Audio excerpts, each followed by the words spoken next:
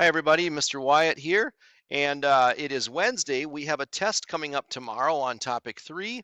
And so I've made two videos today. The first video is covering topic 3, section 1, along with topic 3, section 2. That's enough for the first video. And then the second video that you can watch after that shows the rest of the topics where we're working with numerical and algebraic expressions. All right. So first of all, we need to review exponents. And when you're looking at an exponent, we can call this whole thing a power, 2 to the third power. The 2 is our base. We're actually working with a number 2. The 3 just tells us how many times that 2 appears as a factor if I write it out as a repeated multiplication. So 2 to the third power, I don't have any 3's. I'm only working with the number 2. That's my base. It means 2 times 2 times 2. Okay, now 2 times 2 is 4. 4 times 2 is 8. So 2 times 2 times 2 is 8. 2 to the third power equals 8. The mistake people make is they think, oh, I'll just take 2 times 3. It's 6. But that's not right because we're not working with 3's.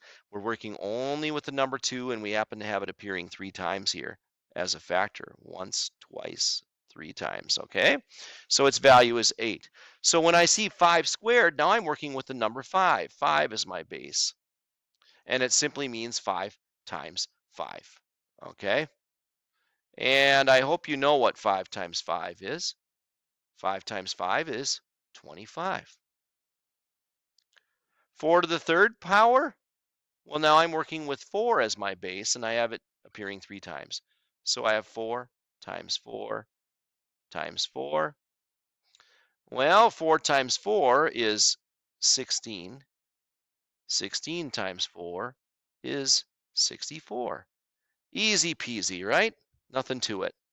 All right, now what if we have 12 to the power of 0? No, that does not say 12 degrees. It's 12 to the power of 0. Well, these act a little bit differently, so I want to show you something here. Let's work with that number 2 again. If I have 2 to the third power, as we saw over here, that means 2 times 2 times 2, which equals 8. We already found that. 2 squared means I have 2 of them, so it's 2 times 2, which equals 4. 2 to the first power means I only have one of these 2's. There it is. Its value is 2. If you take a look at these values on the right, you might spot another pattern here. To get from 1 to the next as I keep decreasing the exponent by 1, I can get from 1 to the next here by dividing by 2. Here I divide by 2 as well. 8 divided by 2 is 4. 4 divided by 2 is 2. If I keep this pattern going and divide 2 by 2, 2 divided by 2 equals 1. So if I follow my pattern here, 2 cubed, 2 squared, 2 to the first, if I then go to 2 to the power of 0, it's going to have a value of 1. Isn't that interesting? And that will work even if I change my base.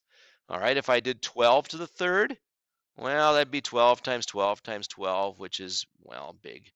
If I did 12 squared, that's 144. 12 to the first is 12. So 12 to the power of 0 would be 1. Okay? It works no matter what you have for your base. That pattern will remain the same. So it's kind of weird, but anything to the power of 0 will equal 1. If you have 5 to the power of 0, that's 1. Now, don't get confused. If you see 5 to the first power, that's not 1, that's 5. That means you have one of these 5's here. 13 to the power of 0, that's 1. 25 to the power of 0, that's 1. It always is going to equal 1, isn't it? Okay. Now, 13 to the power of 1 would be 13 on the other hand, or 25 to the first power would be 25. So if you have anything to the power of 1, it's going to equal that number. If you have anything to the power of 0, it's going to equal 1. Okay? And that pattern is always true. All right, now, topic 3, section 2, GCF, greatest common factor, LCM, least common multiple, and prime factorization. All right, so we're going to talk first of all about prime numbers and composite numbers. Prime numbers have exactly two factors, itself and one. So if you want to list the very smallest prime number, it happens to be the number 2, because the only numbers that go into 2 are 2 and 1. 1 times 2 is equal to 2. 2, by the way, is the only even number that happens to be prime as well. The next prime number would be 3. What goes into 3 other than 3 and 1? You know, nothing does without creating a remainder. Okay. Next, we'd have 5. 5 is prime because the only numbers that go into it are 5 and 1. 7 is prime. Its only factors are 1 and 7. 11 is prime. Its only factors are 1 and 11. Notice I skipped the number 9, though, because 9 has another factor other than just 1 and 9. 3 goes into it. Okay, and because it has more than 2 factors, it's not prime. It's what we call composite. All right, now composite numbers are called composite because they are composed of a bunch of prime numbers that can be multiplied together to equal that composite number. Okay, our smallest composite number is 4. All right, because, well, 1 times 4 is 4, but also 2 is a factor of 4. So it has more than 2 factors. Its factors are 1 and 4, but also 2. All right. 6 is a composite number. In fact, all even numbers are composite, except for the number 2, which happens to be prime. All other even numbers are composite. 8 is composite. 9 is composite. It's odd, but remember, 1 and 9 go into it, but so does 3. 10 is composite, and so on and so forth. I'm only listing the first 5 of each of these. Okay? So that's prime and that's composite. All right, so next, what is the prime factorization of 80? Well, I'm taking the number 80. It's composite. It's a composite number. And remember what I said about composite numbers. All composite numbers can be rewritten as a bunch of prime numbers that multiply together to equal it. So I'm going to use what's called a factor tree to figure out what prime numbers multiply together to equal 80. So let's make some branches here and see what times what would equal 80. And we have a lot of choices here. We could do 2 times 40. We can do 4 times 20. We can do 5 times 16. We could do 8 times 10. We have a lot of options. I'll keep this simple for us and just use 2 times 40, okay? 2 is prime, so I'm going to circle it. And now 40, well, I could do 20 times 2. 2 is prime.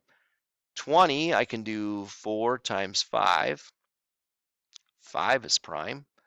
And then 4, I can go 2 times 2. Both of those numbers, of course, are prime as well. So when I look at my prime factorization, I have a lot of 2's here. 2 times 2 times 2 times 2, and then times 5. So my prime factor, and I always like to list them least to greatest when I'm listing my prime factors. 2 times 2 times 2 times 2 times 5. That's my prime factorization. Now, does it bother anybody that I had to write the number 2 down so many times?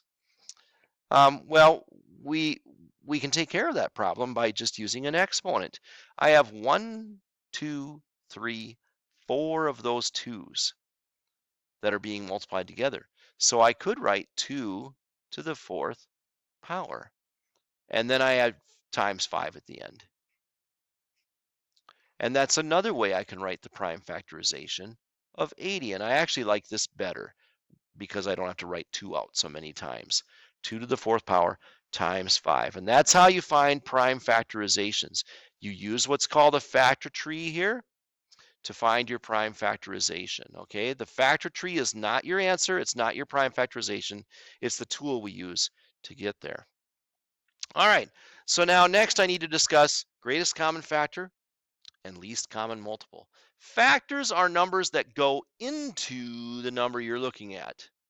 All right. So if I want to find the greatest common factor of 12 and 16, I start by listing factors of 12. And I use what's called product pairs to do that. For example, I'll start with the easy one. 1 times 12 equals 12, right? Then I would go up from 1, and how about 2? Yeah, it's even. 2 times 6 is 12.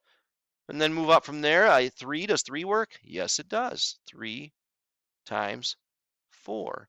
And I don't have any more numbers between 3 and 4, so I know I'm done.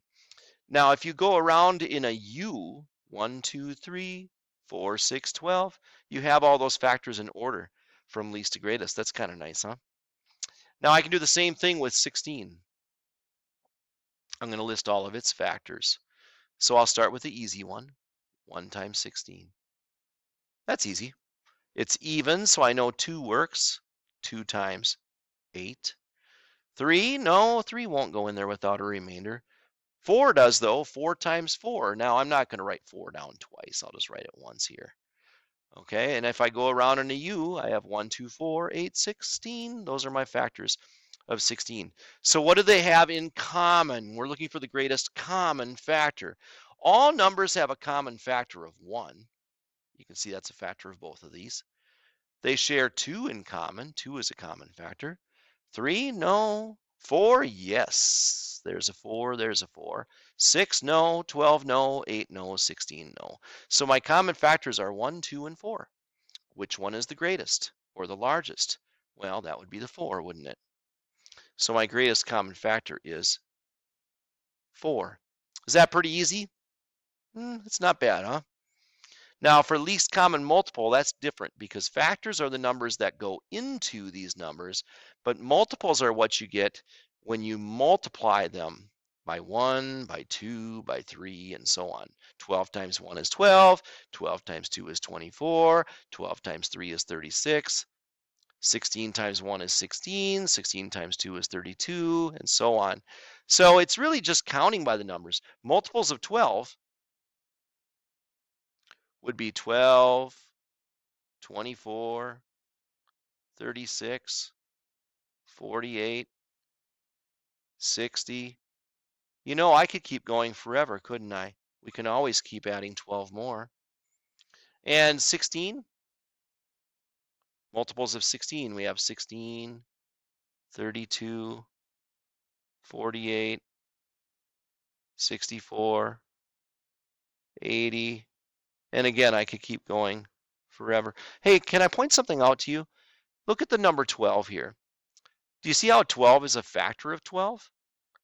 But look here, 12 is also a multiple of 12. With 16, 16 is a factor of 16, but it's also a multiple of 16. That's important to notice too. All right, do I have any multiples that are in both of these lists? Well, I see 48 here. I see 48 here. They share 48 as a common multiple, and that's the first one I see. There isn't a smaller number that would be a multiple of both of those. So my least common multiple is 48, okay? Multiples, think bigger. Factors, think smaller, okay? By the way, sometimes people ask, is there such a thing as a greatest common multiple? And the answer to that is no, because I can always find one that's larger that both numbers go into. Like 48 is a common multiple. So is 96. And so is 144 and 192. I could keep listing out common multiples forever. So we don't have a greatest common multiple. We have a least common multiple though. All right. Um, Now getting back to what I was mentioning before about what number is both a factor and a multiple of 12. 12 is a factor of 12, but 12 is also a multiple of 12. 16 is a factor of 16, but it's also a multiple of 16. So what number is both a factor and a multiple of 40? Well, hopefully you'll recognize, oh, I bet it's 40 then. Because 1 times 40 is 40, so it must be a factor of 40. But also, if you're listing multiples of 40, 40 is the first one you would list. Okay, so 40 is both a factor and a multiple of 40. The number itself is both a factor and a multiple of it. All right, I'll come to the next lesson here in just a little bit. All right.